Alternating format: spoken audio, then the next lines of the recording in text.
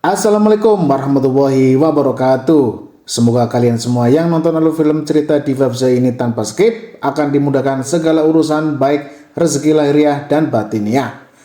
Pertama-tama jangan lupa selalu bersyukur kepada Allah Subhanahu wa taala, Rabb seluruh alam. Semoga hari ini semua urusan-urusan kalian dimudahkan. Kali ini Fabza akan menceritakan film India berjudul Maharaja. Film ini menjadi salah satu plot twist terbaik tahun ini. Plot twist film ini tidak bisa ditebak dan bikin kaget di akhir film. Untuk itu, saya mau langsung saja. Ini dia ceritanya. Maharaja adalah seorang tukang cukur di barbershop milik Ramgi. Maharaja dikenal pria pendiam dan sederhana. Tatapannya datar dan hidup bersama putrinya bernama Jyoti. Sedangkan istrinya sudah meninggal dunia beberapa tahun lalu dikarenakan tertimpa reruntuhan bangunan. Waktu itu sebuah truk besar oleng dan menabrak rumahnya. Beruntungnya Jyoti selamat dikarenakan Jyoti tertutup oleh tong sampah besi yang jatuh menutupi dirinya dari reruntuhan bangunan. Tong sampah tersebut disimpan dan dinamakan Laksmi oleh Jyoti.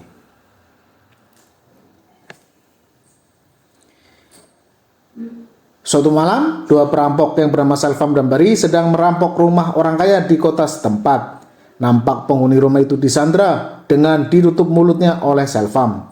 Selvam kesal kepada mereka dikarenakan mereka berdua berhasil membuka topeng Selvam dan Bari. Karena itu, Selvam dan Bari harus membunuh mereka berdua. Setelah berhasil mengumpulkan barang-barang berharga dengan santainya, Selvam dan Bari makan di rumah tersebut. Selvam tertarik untuk mengambil hiasan kecil di rumah itu. Hiasan kecil itu akan Selvam berikan kepada putrinya yang masih balita. Pemilik rumah berusaha bernegosiasi kepada Selvam untuk dibebaskan. Mereka rela memberikan semua harta mereka asalkan mereka tidak dibunuh. Namun Selvam yang sudah tidak punya hati nurani itu tidak peduli. Selvam dan Bari membunuh pemilik rumah dengan cara melepaskan selang gas LPG agar meledak. Benar saja, setelah Selvam dan Bari berhasil keluar dari rumah itu, rumah tersebut meledak dan terbakar. Pagi harinya, Selvam pulang ke rumahnya. Selvam disambut oleh istri dan putri kecilnya dengan penuh senyuman kebahagiaan. Selama ini, istri Selvam tidak tahu bahwa Selvam adalah pencuri kejam berdarah dingin. Istri Selvam hanya tahu jika suaminya adalah seorang pengusaha UMKM yang berjualan alat-alat listrik. Di hari itu, Selvam memberikan perhiasan kepada putri kecilnya. Tapi nampak putri Selvam kurang begitu menyukai perhiasan tersebut.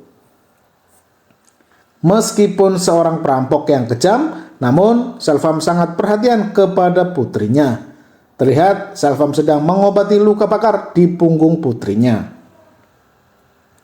Setelah itu, Selvam kembali bekerja menjaga toko listrik miliknya. Dikarenakan minggu depan putri Selvam berulang tahun, Selvam dan istrinya memesan kalung emas berlogo sepasang kaki bayi sebagai hadiah ulang tahun untuk putrinya. Setiap hari, Selvam dan Bari beraktivitas berjualan di toko listrik milik Selvam. Pada malam harinya, seperti biasa, mereka merampok ke rumah orang-orang kaya. Setelah beberapa hari berlalu, tibalah saat acara ulang tahun putri Selvam. Sebelum acara dimulai, Selvam mengambil kalung emas yang sudah dipesannya.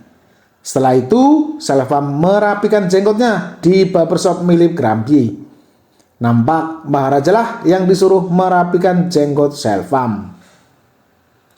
Ketika sedang mencukur, baterai alat cukur Maharaja habis. Maharaja izin sebentar untuk membeli baterai di toko sebelah. Di saat yang bersamaan, Bari menelpon Selvam dan memberitahu bahwa dirinya merasa takut. Dikarenakan berita di koran mengatakan polisi sedang memburu perampok yang sudah sangat meresahkan dan memakan banyak korban. Selvam menasihati Bari agar tidak usah takut dikarenakan berita di koran tersebut semuanya akan baik-baik saja. Ketika selesai menelpon, Maharaja tiba berdiri tepat di belakang Selvam. Selvam berasumsi Maharaja menguping pembicaraan dengan Bahari. Padahal Maharaja tidak menguping sama sekali. Maharaja tidak tahu apa-apa. Maharaja hanya akan memasang baterai untuk mulai mencukur jenggot Selvam.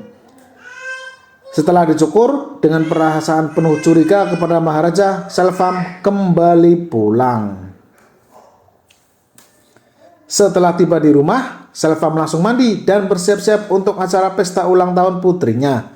Tak lama kemudian, Bari tiba di rumah Selvam.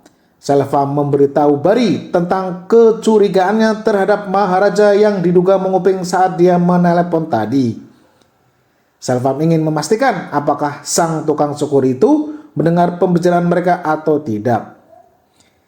Sembari menyiapkan acara pesta ulang tahun anaknya, Selvam memeriksa tasnya yang berisikan kalung tadi. Selvam agak panik dikarenakan kalung emas di tasnya menghilang. Ternyata kalung emas tersebut tertinggal di barbershop milik Ramgi. Maharaja berniat mengembalikan kalung emas tersebut. Tidak berselang lama, Maharaja sampai di rumah Selvam. Maharaja berjalan masuk ke rumah Selvam. Di saat yang bersamaan, kepolisian datang ke rumah Selvam. Melihat itu, Maharaja yang berjalan berbarengan dengan polisi, Selvam yakin Maharaja telah melaporkan dirinya kepada polisi. Polisi langsung menangkap Selvam dan Bari. Maharaja yang di DKP kaget melihat penangkapan itu. Maharaja hanya terdiam membisu. Semua orang kaget dan baru tahu ternyata Selvam adalah perampok dan pembunuh. Warga sekitar mengetahui bahwa Selvam adalah pemilik toko listrik yang sehari-harinya berjualan terus. Istri Selvam marah dan mengusir Selvam. Selvam sedih dan bersimpuh minta ampun kepada istrinya. Polisi lalu membawa Selvam masuk ke dalam mobil. Selvam melihat Maharaja dengan penuh dendam dan amarah. Padahal Maharaja tidak melaporkan Selvam kepada polisi. Maharaja datang ke rumah Selvam dengan niat baik untuk mengembalikan kalung emas milik Selvam.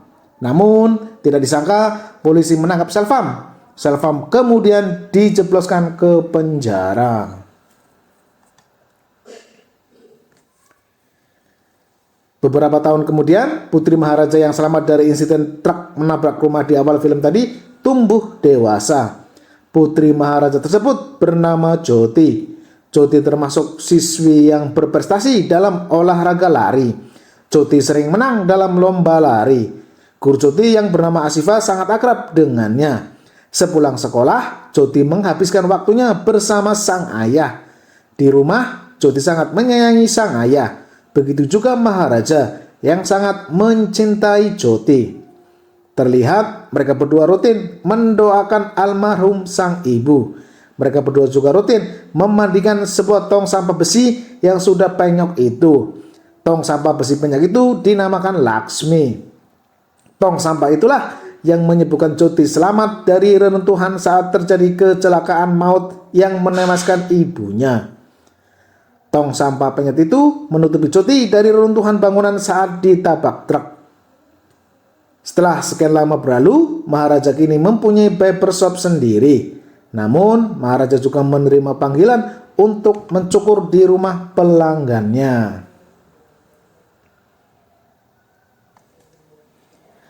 Setelah sekian lama tiba, Maharaja dan Jyoti selalu menghabiskan waktu berjalan-jalan di pantai. Maharaja sangat menyayangi Jyoti. Maharaja tidak akan membiarkan siapapun menyakiti Jyoti. Di hari saat masuk sekolah, tiba-tiba Jyoti dipanggil kepala sekolah Bahlul. Kepala sekolah Bahlul itu menuduh Jyoti mencuri. Maharaja juga ikut dipanggil ke sekolah. Di depan Maharaja dan semua orang, kepala sekolah memarahi Jyoti karena dia dikira pencuri. Tak lama berselang, Asifa datang dan membawa seorang siswa yang merupakan pencuri sebenarnya. Ternyata Jyoti bukan pencurinya. Pencurinya adalah siswa laki-laki tersebut. Tanpa ragu, kepala sekolah langsung menampar siswa itu. Kepala sekolah lalu memerintahkan semua orang untuk membubarkan diri. Tetapi tidak dengan Maharaja. Maharaja tidak mau membubarkan diri. Maharaja mendesak kepala sekolah untuk meminta maaf kepada Joti, dikarenakan kepala sekolah sudah menuduh Joti mencuri. Maharaja tidak mau keluar sebelum kepala sekolah meminta maaf kepada Joti. Kepala sekolah menolak untuk meminta maaf. Para satpam dan guru memegangi Maharaja dan berusaha menyeret Maharaja keluar. Maharaja memegang tiang galvanis dan tidak mau keluar dari ruangan itu sebelum kepala sekolah meminta maaf kepada Joti. Kepala sekolah kaget melihat tiang itu yang akan roboh. Kepala sekolah ketakutan melihat kekuatan fisik Maharaja. Akhirnya kepala sekolah meminta maaf kepada Joti dan semua orang lalu membubarkan diri.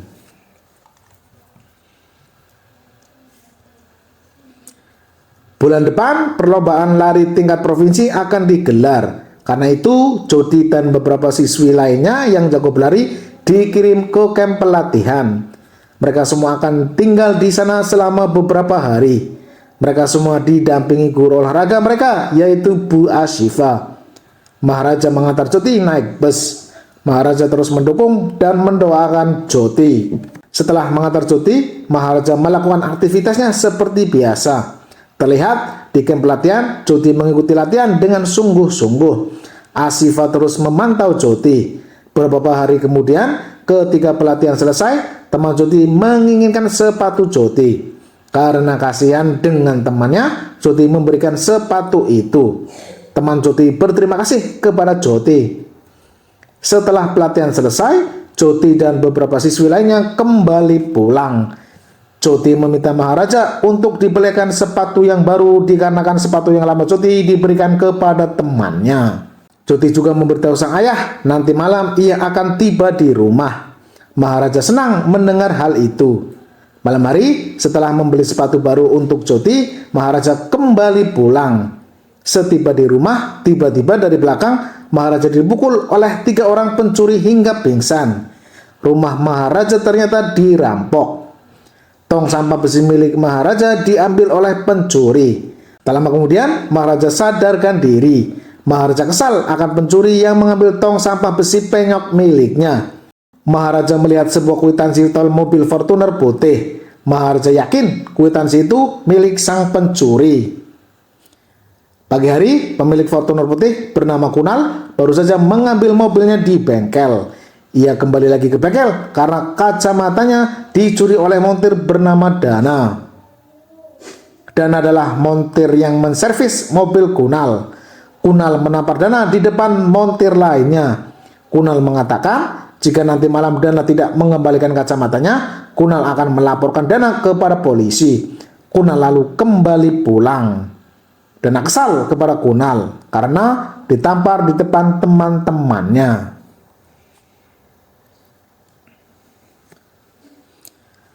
Malam hari, Maharaja pergi mencari mobil Fortuner putih.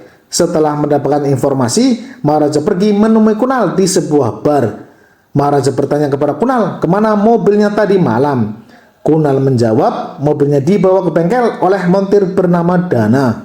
Maharaja yakin Danalah salah satu si pencuri di rumahnya. Tak lama kemudian, Dana masuk ke dalam bar. Dana langsung memecahkan kacamata Kunal di depan Kunal. Kunal marah dan baku hantam dengan Dana. Para anak buah Kunal mengeroyok Dana bersamaan. Dana mampu melawan mereka semua. Dana menghajar mereka semua hingga terkapar. Maharaja hanya melihat pertarungan itu. Setelah menghajar Kunal, Dana kembali pulang. Maharaja terus mengikuti Dana dari belakang. Dana melihat Maharaja dari kaca spion.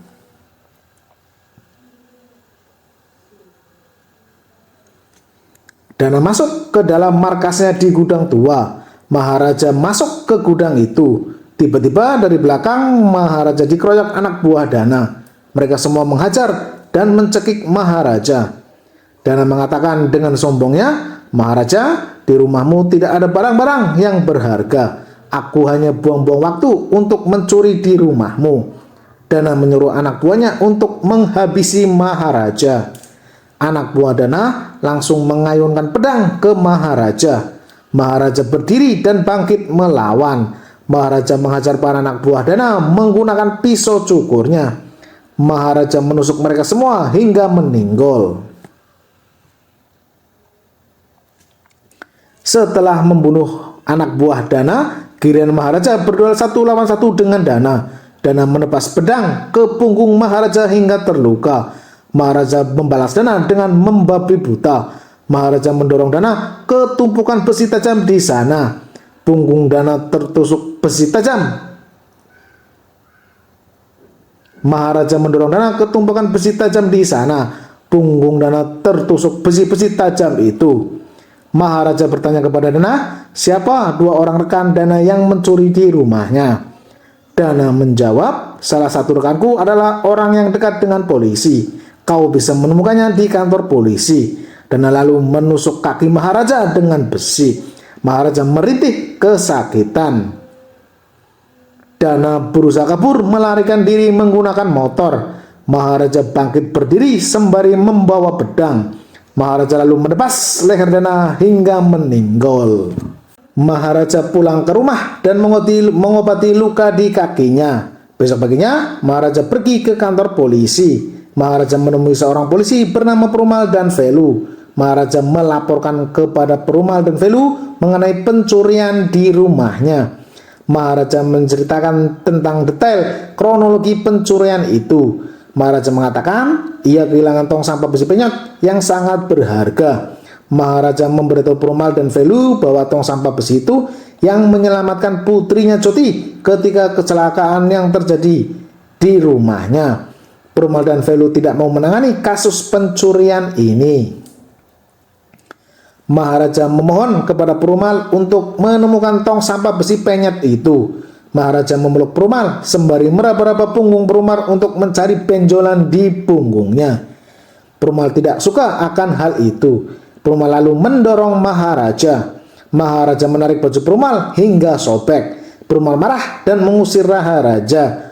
Namun Maharaja tetap tidak mau pergi dari kantor polisi. Maharaja akan menunggu di kantor polisi sampai polisi menemukan tong sampah besi penyot itu dari pencurinya. Para polisi menyeret Maharaja keluar. Maharaja berpegang kuat kerak tembok di dinding. Semua polisi menyeret Maharaja, namun mereka semua tidak mampu dan pada akhirnya rak itu roboh. Tak lama kemudian Kapolsek bernama Rajan datang ke kantor polisi. Rajan kaget melihat kantornya berantakan. Rajan bertanya kepada anak buahnya apa yang sebenarnya terjadi. Perumal dan Velu menceritakan semuanya kepada Rajan lalu memanggil Maharaja. Maharaja menceritakan kembali secara detail tentang kronologi pencurian itu. Rajan memberikan uang kepada Maharaja untuk membeli tong sampah penyok yang baru lagi. Namun Maharaja menolak. Maharaja tetap ingin menginginkan tong sampah besi penyok miliknya. Rajan tidak mau menangani kasus Maharaja. Rajan lalu mengusir Maharaja. Maharaja memberikan uang puluhan juta kepada Rajan untuk mencari tong sampah penyok itu. Dikarenakan diberi uang oleh Maharaja, Rajan akhirnya mau menangani kasus itu. Gelar perkara pun dimulai. Perumal dan Velu langsung mengecek rumah Maharaja yang sangat berantakan akibat pencurian tersebut. Nampak tetangga Maharaja juga dimintai keterangan oleh Perumal untuk menggali informasi lebih dalam. Setelah ditarik kesimpulan, Rajan, Perumal, dan Velu memilih jalan singkat dengan cara membuat duplikat tong sampah besi penyot itu. Perumal dan Velu bergerak cepat mencari seorang ahli yang bisa menduplikat tong sampah penyot itu. Di scene lain, nampak Maharaja masih setia menunggu di kantor polisi. Di sana Maharaja disuruh-suruh para polisi lain untuk membantu mereka. Bahkan polisi lain tak segan-segan menampar dan menyuruh mencuci mobil polisi. Maharaja patuh dan menurut saja. Suatu hari Velu menemui kenalannya bernama Nala. Velu menunjukkan foto tong sampah penyet itu kepada Nala. Rajan menelepon Nala dan memberitahu polisi membutuhkan tong sampah besi penyot yang persis seperti di foto. Nala memberitahu idenya kepada Rajan. Nala lalu mengantar Velu ke tukang las yang bisa membuatkan tong sampah seperti itu. Setibanya di tukang las, Velu menunjukkan foto tong sampah besi penyot itu kepada tukang las. Tukang las mengatakan ia bisa membuat persis seperti yang ada di foto. Tukang las mulai beraksi membuat tong sampah tersebut. Di sisi lain, perumal mendapatkan informasi Dana yang merupakan seorang montir ternyata juga seorang pencuri. Dana dikabarkan sudah meninggal dunia. Perumal merasa ada yang tidak beres dengan hal ini. Perumal ingin menyelidiki lebih dalam tentang kematian Dana. Untuk itu, perumal lalu pergi ke rumah sakit untuk menggali informasi lebih dalam lagi. Keesokan harinya, Nala dan Velu membawa tong sampah penyok yang sudah selesai dibuatnya kepada Rajan. Rajan senang melihat tong sampah itu. Karena kan tong sampah itu mirip dengan tong sampah milik Maharaja. Rajan menyuruh Nala untuk membuat tong sampah penyok itu persis seperti di foto. Nala langsung memukul ember itu dengan palu dan menggosokkannya dengan kotoran. Sekarang, tong sampah itu terlihat persis seperti milik Maharaja. Rajan berterima kasih kepada Nala. Malam harinya, Rajan makan bersama Velu dan Nala di rumahnya. Setelah makan bertiga, mereka mengobrol karena kan sudah membuat tong sampah penyok itu. Sekarang Rajan membutuhkan seorang relawan untuk dijadikan tersangka di kasus pencurian Maharaja. Rajan merayu Nala untuk menjadi relawan itu. Nala patuh dan menurut saja. Namun Rajan dan Velu tidak menyebut nama Maharaja. Nala belum tahu bahwa kasus pencurian itu adalah kasus pencurian di rumah Maharaja. Ketika Rajan menjemput nama Maharaja, Nala terlihat gugup dan ketakutan. Terlihat di kantor polisi, Maharaja setia menunggu kabar dari Rajan. Salah satu polisi memanggil Maharaja dan bertanya mengapa Maharaja tidak pulang saja. Maharaja menangis dan memohon kepada polisi agar segera menemukan tong sampah besi dan pencurinya. Disinilah barulah diceritakan fakta tentang tragedi malam itu. Di malam itu, setelah menutup barbershopnya, Maharaja pergi ke toko sepatu untuk membeli sepatu baru sesuai permintaan Joti. Karena sepatunya limited edition, Maharaja mencari sepatu itu di beberapa toko yang lain. Di saat yang bersamaan, Joti lebih dulu tiba di rumah. Joti senang bisa melihat tong sampah besi itu lagi. Joti lalu berganti baju di kamarnya. Ketika Joti berganti baju, Selvam, Dana, dan Nala bersembunyi di balik tembok. Mereka bertiga melihat Joti berganti baju. Dana dan Nala lalu memukul Joti. Joti berusaha melawan mereka bertiga. Joti mendorong punggung Nala yang terdapat benjolan. Selvam, Dana, dan Nala mengeroyok Joti hingga pingsan. Selvam, Dana, dan Nala lalu menunggu kedatangan Maharaja. Mereka bersiap akan membunuh Maharaja. Dikarenakan Maharaja tidak kunjung datang, Dana dan Nala memperkaos Joti hingga pingsan. Selvam mempersilahkan mereka berdua melakukan itu. Setelah memperkaos Joti, Dana dan Nala lalu duduk dan menunggu Maharaja. Karena tidak kunjung datang, Selvam mengajak Dana dan Nala kembali pulang.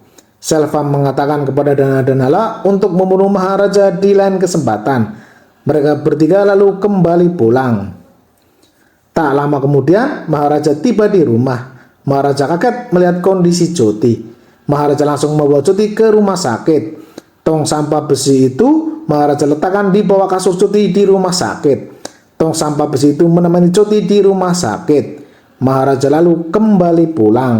Maharaja meluapkan amarahnya kepada dirinya sendiri. Maharaja mengacak-acak rumahnya sendiri dan melukai dirinya sendiri.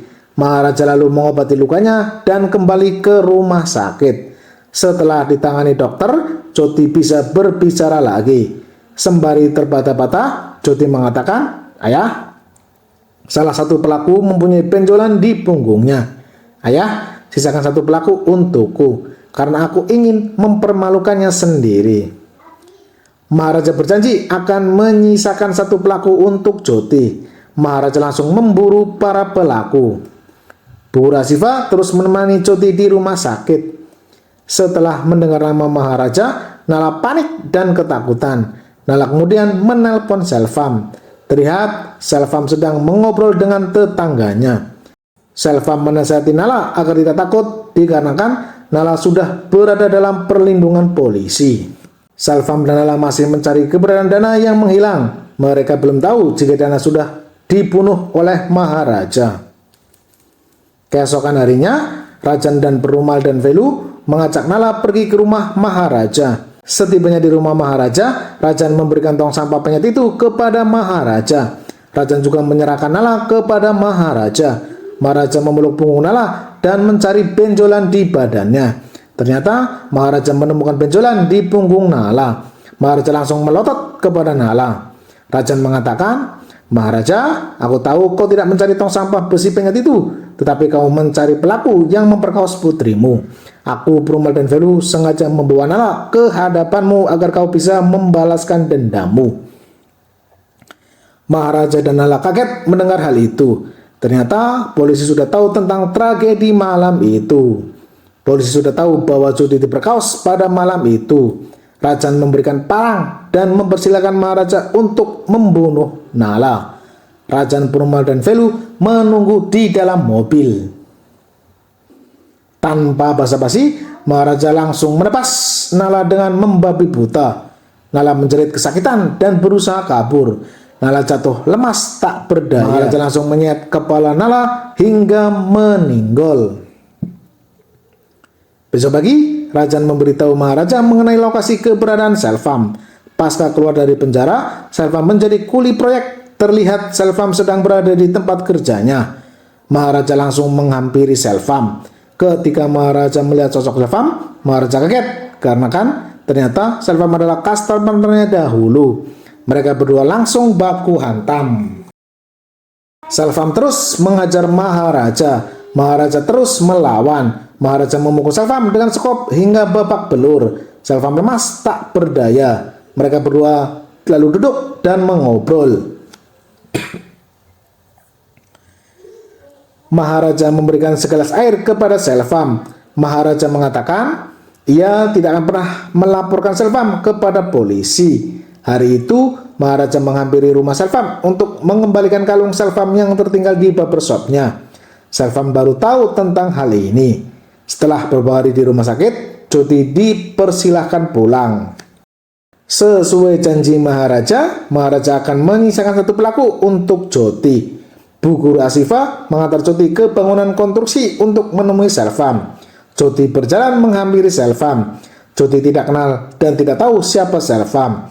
Joti bertanya kepada Selvam, "Selvam, apakah kamu mempunyai seorang putri? Bagaimana jika ada orang yang memperkaos putrimu? Jika kau ingin mencuri, mencuri saja perhiasanku. Jangan kau ambil kehormatanku." Joti lalu melempar kalung emas miliknya kepada Selvam. Maharaja, Joti, dan Asifa kembali pulang.